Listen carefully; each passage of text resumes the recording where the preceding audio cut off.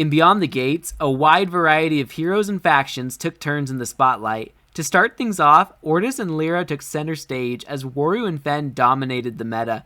Near the end of the expansion, Sigismar took the torch from Waru, and Axiom's Trace and Izmir's Afanas also seemed unstoppable. And even though it didn't consistently have results, Tasia helped Muna to maintain a spot as one of the most played factions all expansion.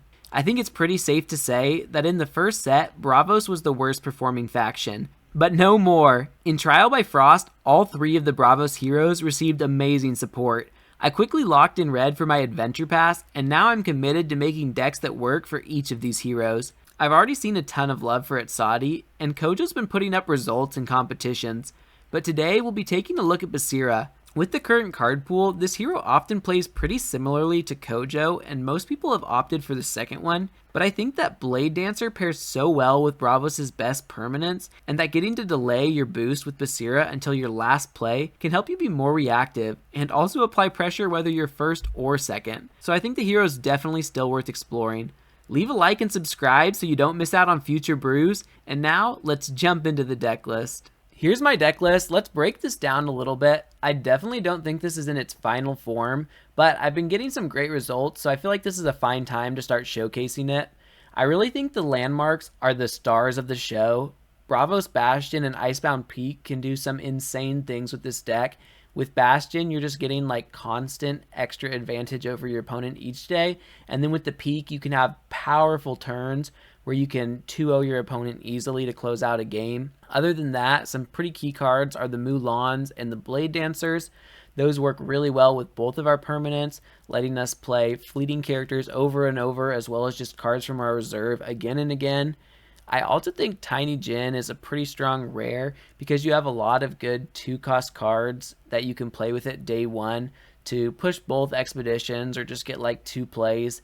And I do kind of like having the option to ramp with it and Mighty Jin as well, just so that I can get a little bit more mana than my opponent.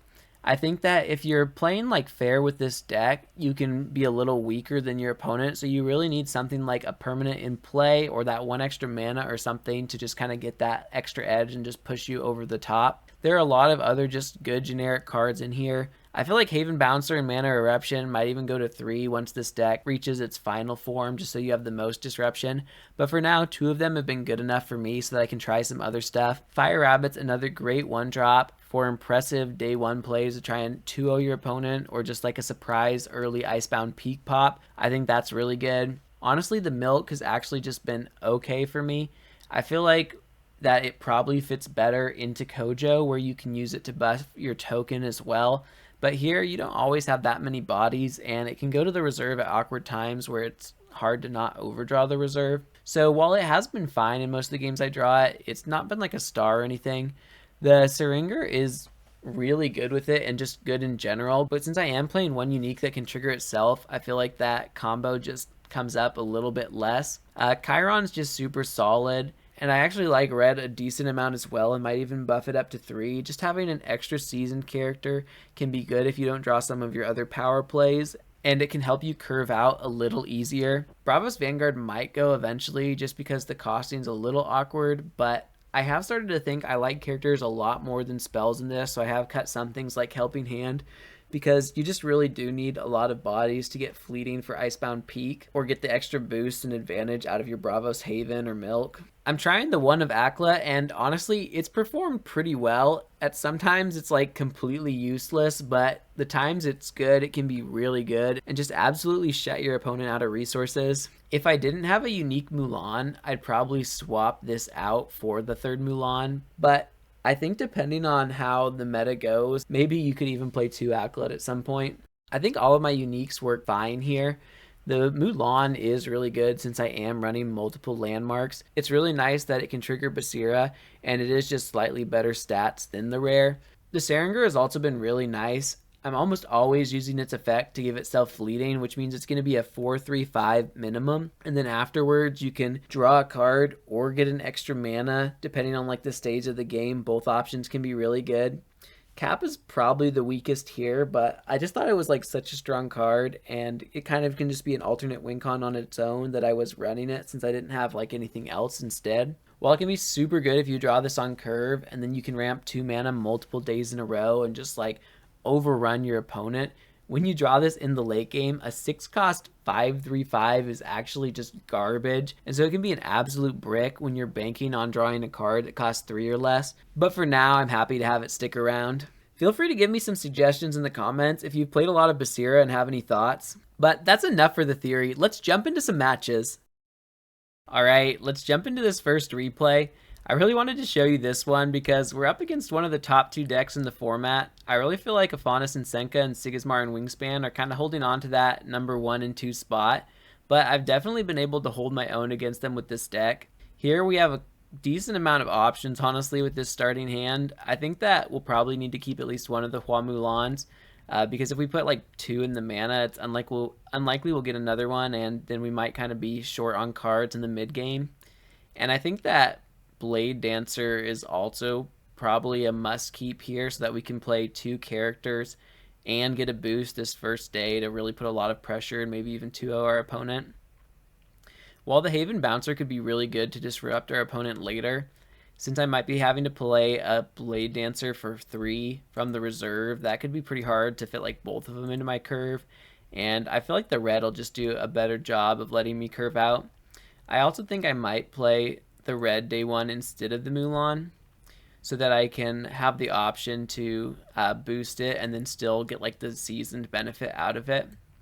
Since our opponent starts with a pretty weak play here with the magical training first, then now they're not going to be able to like boost the character that they play this day. If they had done it the other way around, I probably would have put red on the same side as their character, and then when we ended up boosting the red, hopefully we'd get over them and be able to take both sides. But now we can just play our Bladedancer to the opposite side and boost that and kind of just split our stats out here. It's definitely possible that they could have another like 1-drop, and so now that we've done this, unless it's helping hand, if they just like drew a card with like a second magical training, they wouldn't be getting over us. I feel like this is also good too, because if we get sabotaged the next day, this is going to help us a lot because both of our targets are like kind of equally strong. If I went 2 all in on the red, then maybe when they got rid of that, would be a little bit punished.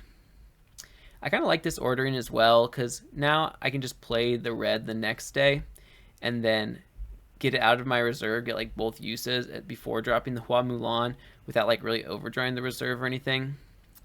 Here I'm going to get rid of the Chiron because I have a lot of 2-drop plays, and I think Peak is a really strong card. I definitely want at least 1 permanent to be playing around, and so since we don't have Bravo's Haven, I am going to be happy to put that into play. I feel like we could have either played the Peak this day or the next day, but I feel like here there's a good chance we might be able to win a side this day, or at least make our opponent only like 1-0 us if they have something like Off You Go. Normally they won't have like 2 bodies and enough boost to get over us, so I was thinking that this was like safer, and then on the following day I would want to be able to play like 2 characters when they'd have 5 mana, and it'd be like more likely they could 2-0 us if we only play 1 character. But they actually have the perfect answer here with this Alchemist, letting them take both sides. So yeah, they're not actually even going to be playing any spells this day, and now they're caught up to us from our like powerful early lead, but we have this Peak in play with 1 counter already, so I feel like it was still worth it. We were able to bank a ton of advantage, and we're not even behind on the board. At this point, I just put the Mighty Djinn in the mana. If we get sabotaged, that's going to be like a pretty big punish, but I feel like nowadays a lot of times they just run cards that exhaust your cards in the reserve, and so then we could just like essentially still be keeping them around and not like losing out on resources quite as hard. Also, with the Peak in play, this rabbit could maybe help us do some nasty things, like we could even pop it today if needed. But now with this start, I just feel like Hua Mulan is going to be good here. We can finally get it into our reserve, and I don't think that we really actually need to go for like a rabbit play at this point. So I'm going to be dropping the Bladedancer again, and I think it definitely makes the most sense to just put that up to 4 boosts here. I feel like if you get behind on the boost, it can let you get more uses out of it, but we'll probably be like plenty fine only playing it 4 times this match. And our opponent here, not having like the right spells and things, no off you go or something like that, they're just going to set up a mushroom instead. And now we're actually 2-0ing them again. So we've regained our lead. We have two great characters set up in our reserve and the peek and play. I feel like everything's going well for us here. Yeah, this is kind of our match to lose, but I mean, Afanas can always surprise you with a bunch of cheap cards. They can do all sorts of wild stuff if they get enough draw and removal. So they're definitely not out of it yet, but I'm feeling pretty good here. Now, I think this day I actually kind of forget that my peak's already at 2 counters. Optimally here, I should probably play something like the Tiny Djinn so that it gets a boost when our dragon pops. But I just kind of like forgot how many counters that I had, and so I played out one of these cards from reserve as my first play. It's not the end of the world for sure, but it does mean I have to commit my dragon before our opponent even plays any cards. So we're not going to be able to be as reactive this day, but hopefully the stats will just be good enough to make up for it. Yeah, preferably there. Even though there wasn't like a good side to put the Tiny Djinn on, I probably would have just dropped it like on the same side as the Shroom maybe. And then when it gets a boost from the dragon later, it would be a body, and we could just kind of like have slow rolled our turn a little bit more. Now they're going to just off you go that dragon, and yeah, all of a sudden we're basically tied up on the board, and we also have like the same amount of mana. So yeah, that didn't work out quite as good as I would have liked, but we'll just slow things down with our Tiny Djinn and then hope that we can be like reactive enough to maybe take a 2-0 here. I didn't want to play the Bladedancer right away because then they could have just used the 4 mana off you go and just like immediately gotten rid of that. Dropping this Bladedancer out again, gonna remove the fleeting from it, and here, sadly, if I wanted 2-0 my opponent, which I think is definitely worth it, I'm not even going to be able to boost the Tiny Djinn or the Bladedancer. We have to throw it on the Hua Mulan, probably the worst target, but it means that we're moving as well on the left side. They are going to be winning the forest, but at least since we're taking water, now we're only 1 movement away from victory. And I think that, yeah, having a lead is very important against Afanas because they have small step, and if you're tied, they're going to be able to pull that win out of your like grasp. And so I think that even though we have like a bit of a lead here, you almost have to like subtract 1 from that.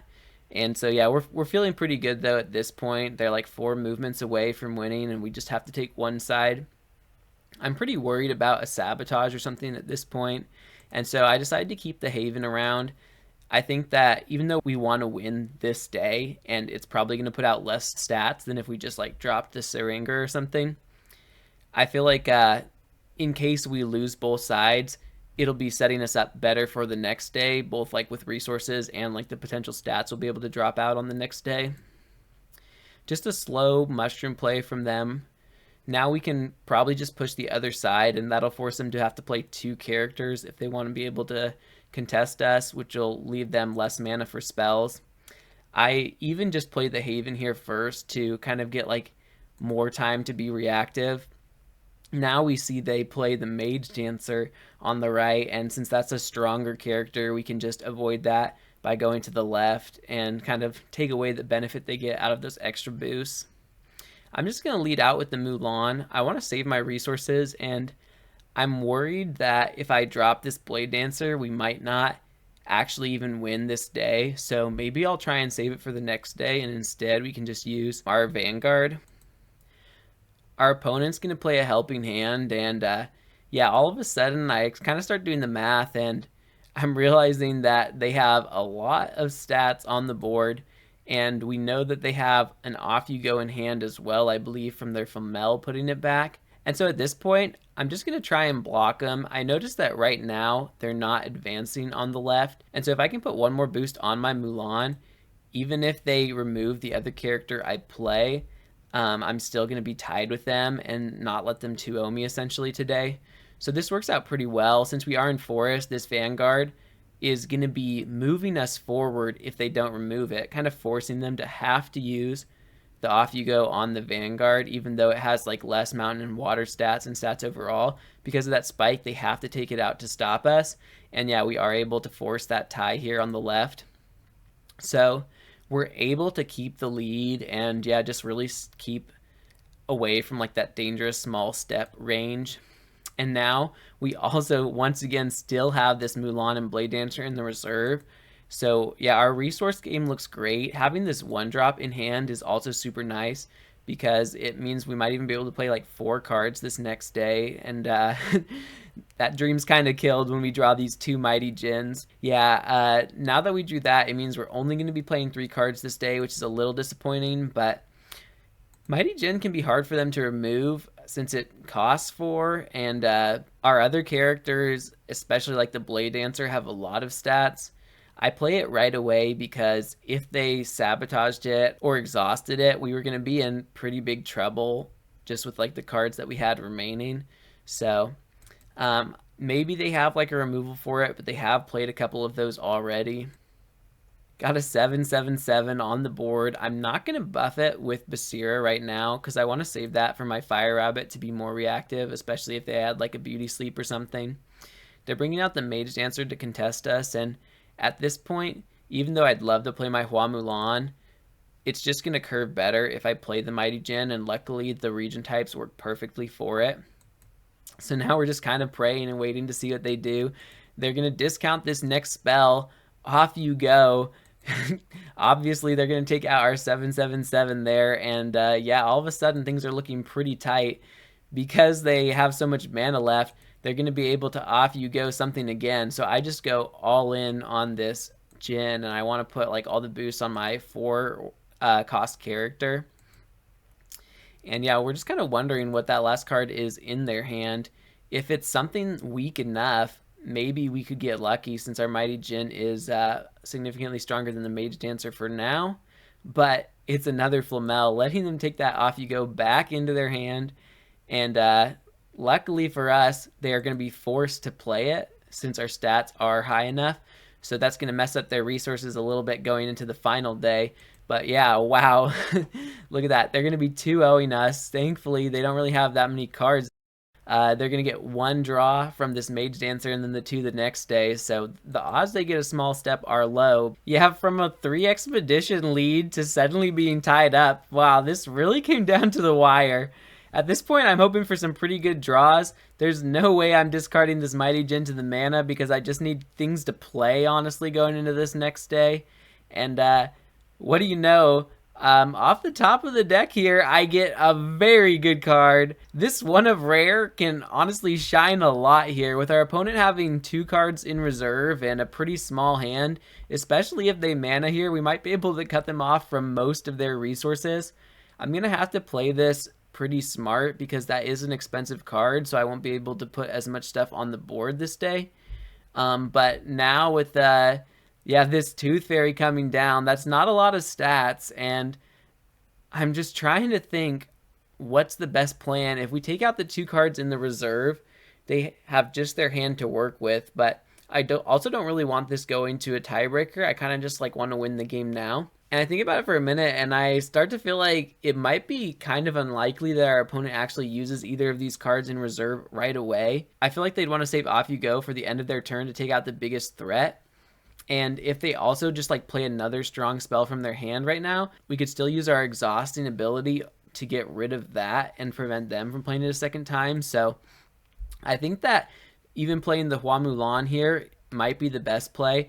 I want to go on the same side as them to be able to contest them, and now I'm just kind of like watching and waiting to see what they drop. Depending on what they used here, we could even use our Fire Rabbit to get a 3rd exhaust this day, and so now we're going to be taking out these 2 cards in reserve. Maybe if our opponent plays another spell or something from hand, we could suddenly play the Fire Rabbit and get rid of that as well. Yeah, at this point we have more stats than our opponent by far on both sides. I feel like I set up the board perfectly here to get the Mulan on the right, letting us now play this on the left with the big water stat. And at this point, there are definitely a couple of things I'm still worried about. Our opponent could have something like a magical training into Beauty Sleep and still be able to take one side this day, but no, they're just going to concede. Taking out the Flamel and the Off You Go probably meant that they didn't have a way to take either side, and yeah, we still had the Fire Rabbit in the back to be able to put even more stats out. I'm really happy we got to see this new card shine. I mean, Honestly, with how well it performed here, I might even consider running a second copy. It did, though, have to be pretty late in the game for us to have like enough mana and be low enough on resources that it could be this impactful. I feel like if I played this early on, even if I cut my opponent off from their resources, they could just go on the other side and I probably wouldn't have enough pressure to make a big play on that expedition as well. But yeah, that was the perfect timing and a cool way to end this first match against one of the best decks in the meta. All right, let's jump into the other game I flagged. We're going to be up against Subhash, and yeah, oh yeah, I'm starting to remember this game. Wow, this one gets crazy at the end.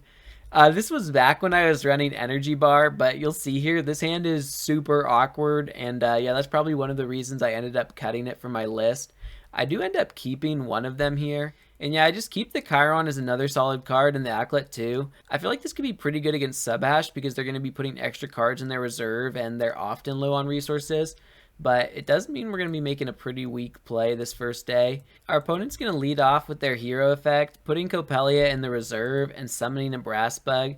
I feel like this is a pretty strong play, but it is nice for us that they are going first, because now they're going to have to commit another card before we have to do anything, making it pretty easy for us to still win one side. They're getting a lot of value out of this Ogun, setting up their huge Copelia going into the next day and the bug, but we can just win with the 2-drop on the right side, and so yeah, we're trading without even having to commit that many resources, so I'm definitely not upset. The costing on my cards is a little weird, so I'm definitely going to need some good draws to fix things up, but we aren't in a bad spot at all. And now we even have our 4-drop as an option. If they use their hero effect the next day, maybe we can cut them off from their reserve and possibly just like sneak out another easy 1-1 trade. I'm pretty happy here to see the peak. I feel like, yeah, this is really strong, and if we can get a day where the peak will pop, I feel like it's going to be stronger than anything like Subhash can be doing. I also want to keep some more reserve hate with the Bouncer and just kind of like ride things out and just keep trying to like bully our opponent. We have Peak and Chiron here as a pretty good combo. Just getting that counter and putting a lot of stats on the board with just like the one character played from reserve. But our opponent with the rare Ogun, I'm actually not really used to seeing the rare Ogun, but they were able to put so much stats out here that at this point I don't even play my Chiron because I'm not going to be able to get over them on either side, which turns out to be a mistake here. We're about to see. So our opponent sacrifices this Ogun. What's going on? And suddenly my peak is gone. So this Copelia was a lot crazier than I realized. That was honestly my same reaction when I was playing the game. I'm like, hold up, what's going on? Yeah, I often play on the bus and things, so I'm not always paying the most attention. And yeah, look at this. At dusk, you may sacrifice a character or permanent. If you do, you may discard target permanent. So I just got bullied there. I let my opponent 2-0 me and take out my peak. I might as well have just passed completely and it would have been a better result. Honestly, I could have pretty much played around that just by playing the Chiron so that if my opponent did sacrifice a character, I would have been able to win a side or like actually contest them or something. But yeah, with the choices that I made, that isn't what happened, and now I'm down the peak on the board. Luckily, I did pick up another one, and so yeah, we were still going to be able to do some cool stuff. Also, our opponent's Copelia and things are gone, so now it's just kind of like back to an even footing, but yeah, they have that huge expedition lead. I get rid of the Milk here. It's one of the cards that I honestly have been like a little disappointed with. It is fair and fine sometimes, but it often doesn't do like amazing things, and like here I could play it with Chiron or something, but just with the like expensive costing of the cards in my hand, I wouldn't be able to play multiple cards after dropping it to like a great effect. Our opponent's got another one of those rare Oguns, and so they're going to be putting a good amount of stats out, but since they're done making plays, we can just like pretty easily here make sure to take one side. I get rid of this Croupier. At this point I kind of needed to play the two characters to be able to take a side, and so I was like, might as well take out like a pretty high value target at the same time. Just gonna make sure we trade here. And yeah, able to pick which expedition we won. At this point I was thinking it's probably nice to stay in the starting region on the left so that we can be in all region types. but maybe it would have been good to go on the other side so that our Acklet could have been in water no matter what. Not exactly sure what's the best play there, honestly. I don't know if we, like, for sure would be playing the 4-drop this next day. So, yeah, I think that was fine. Even having to throw away my peak now because I'm too worried that if I set up, I'll get, like, even further behind in the expeditions to where I might not even have enough time to pop it. I dropped the bouncer here, thinking today is probably just a double bouncer play. And now we are forcing our opponent to just play with the 2 cards that they have in hand, but that's honestly like a perfect result for them. They have this 6-cost hive. They're going to use it to contest us, which is smart. Their placement's honestly really good contesting us because with just the card in reserve, we would only be able to 1-0 them at best. But now I am going to play out my Chiron, even though it means I'm going to be discarding something from the reserve. I really still want a 2-0, and by being able to put just a little 1-1-1 on the left, but 2 worth of stats on the right, we can take both expeditions and actually catch up to our opponent. But now we have no permanence in play. We have no extra mana. Honestly, those are 2 big things. Normally, we'd want to get at least 1 Tiny Djinn or Mighty Djinn to be up in the mana. We'd want to have like a Peak or a Bravos Bastion in play, but it's not like that at all. We didn't get any of like our good early game advantage cards to set us up for this point, and our opponent has a hive in play with a hero power that works so well with it. I get rid of this this unique Hua Mulan here because I don't even have permanent, so it's actually not gonna work as well as the rare would. And now we're just going to be staring down some incredible pressure from our opponent. They lead out here with this bug on the left, and what do you know? They have a second hive going to be coming down. So that's basically GG. At least that's what I thought. But I'm going to try and play through this. Our opponent's going to be putting out 4 worth of stats on the right, 6 on the left. That does mean that we can take 1 expedition this day. But from now on, they're going to be starting with 4 worth of stats on both sides, plus another 4/4/4 for 1 mana with their hero effect. Yeah, things are not looking good, but I'm not a quitter, so we're going to try and push through this. I used the Hua Mulan to save as much resources as possible here. And yeah, now we are still all tied up, but we are far from even as far as like advantage goes. We get this peak here, and I'm like, maybe this can be like our last ditch hope to make a powerful play as strong as what our opponent's doing to be able to pull out a win. And at the same time too, I'm like, if we keep our Acklet around, possibly we could like surprise our opponent by taking out some of the resources they were like banking on using. Maybe we can get lucky and like cheese out a win on one side, but yeah, things aren't looking good. They throw out 2 bugs here on the left to start using the hero power. Gonna be putting another one out on the right. And so yeah, this is quite the stats for the start of this game. Oh, yeah, it's not looking good. I start out with the peak to force our opponent to play this last card in their hand. Maybe if it's a spell, we can get really lucky and exhaust both of their cards in reserve. But even if it's a character, at least we can force them to show their whole hand before we make any significant plays. And what do you know? This is like the perfect scenario here. They're going to be putting another card in the reserve, so we're going to be able to exhaust both of those. While we are staring down 888 worth of stats, I think I'm going to be able to tie them at least here on the end, the left. So while we're not trading expeditions, we're at least going to be making it to another day. If we had the Bravos Bastion, if we had 1 more mana or something, maybe we could have been like winning a side here as well, but we're only able to tie. Yeah, that 1 Bravos Bastion and being able to like take an expedition here would have been so clutch, but we're still not out of it. And at this point, since we can pop our peak the next day, there's a good chance that we might even be able to keep up with our opponent in stats.